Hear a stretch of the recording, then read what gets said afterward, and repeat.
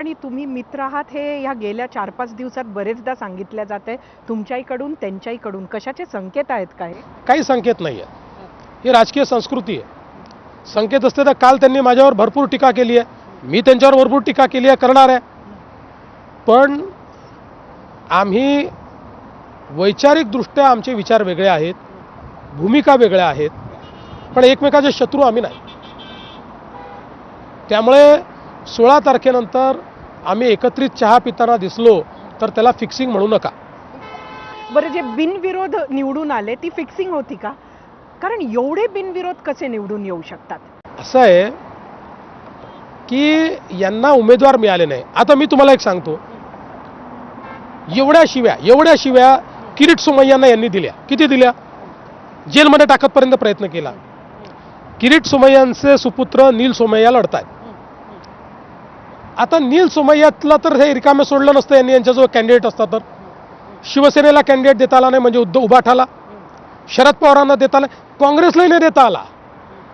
तिघांना म्हणजे एक आपण समजतो की अधिक उमेदवार तुमचेच निवडून आले. तसं नाही. एक मिनिट पूर्ण ऐकून घ्या. म्हणजे याचा अर्थ पहिल्यांदा तुम्ही हे डिसायफर करतो मी की याचा अर्थ काय आहे. उमेदवार जर यांच्याकडे असता त्यांनी दिलाच असता ना, हे नाही देऊ शकले. असंच सगळ्यात जास्त जे निवडून आले आहेत ते कल्याण डोंबिवलीत आले आहेत. कल्याण डोंबिवलीमधली मागची निवडणूक जर आपण बघितली तर आम्ही शिवसेना आणि आमचे बंडखोर मिळून 122 पैकी 105 आमचे निवडून आले. आणि त्यानंतर भाजपची ताकद त्या ठिकाणी वाढली, आमच्या आमदारांची संख्या त्या ठिकाणी वाढली. आणि एवढंच नाही तर जेवढे शिवसेनेचे नगरसेवक होते आणि पदाधिकारी होते जुन्या, ते सगळे शिंदे साहेबांसोबत आल्यामुळे शिंदे साहेबांच्या शिवसेनेचे ते सगळे झाले. त्यामुळे यांच्याकडे कार्यकर्तेच उरले नाही. बरं, तिथे दुसऱ्या पार्टीचं अस्तित्वच संपून गेलं. मागच्या निवडणुकीत कोणी नव्हतंच, मनसे नाही, राष्ट्रवादी नाही, कोणीच नाही. त्यामुळे यांना त्या वॉर्डांमध्ये उमेदवारच मिळाले नाहीत. आता मी एक तुम्हाला विचारतो, फक्त आमचे आले का? इस्लामिक पार्टीचा कसा आला? बरं, ते जाऊ द्या. इंडिपेंडंट आला, एक इंडिपेंडंट अविरोध आला. आम्हाला उमेदवार नाही मिळाला त्या ठिकाणी, कोणालाच नाही मिळाला. आता नाही का दमदाटी केली का? आम्हाला काय दमदाटी केली त्यांनी? तो इंडिपेंडंट, आम्ही सत्ता पक्षात. त्यामुळे ह्या सगळ्या गोष्टी ज्या आहेत ना, आपण घरी बसून राहायचं, पक्ष मोठा करायचा नाही, कार्यकर्त्यांना बॅकिंग द्यायचं नाही, मग कार्यकर्ते कसे उभे राहतील तुमच्याकरता? पण त्याच कल्याण डोंबिवलीमध्ये काल 3000 रुपयाचं पाकिटं वाटताना शिवसेनेच्या लोकांनी भाजपाच्या लोकांना पकडलं. कल्याण डोंबिवलीमध्ये भाजप कुठेही पैसे वाटत नाही. कल्याण डोंबिवलीमध्ये तर नाहीच नाही. आणि कल्याण डोंबिवलीमध्ये तर आम्ही आणि शिवसेना एकत्रित आहोत.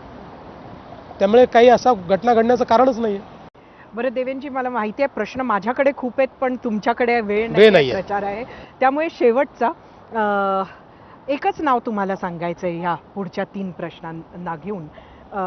हे जे काही तुमचे विरोधक या निवडणुकीत उभे झाले त्यामध्ये सर्वात यशस्वी विरोध कोणी केला असं तुम्हाला वाटतं? उद्धव ठाकरे, राज ठाकरे की अजितदादा? खरं सांगू का, मी खूप वर्ष विरोधी पक्षात काढलेले आहेत. त्यामुळे विरोधी पक्ष काय करू शकतो आणि विरोध कसा करायचा असतो याची PhD माझी आहे. त्यामुळे विरोधक म्हणून तिघही फेल आहेत. तिघही फेल आहे.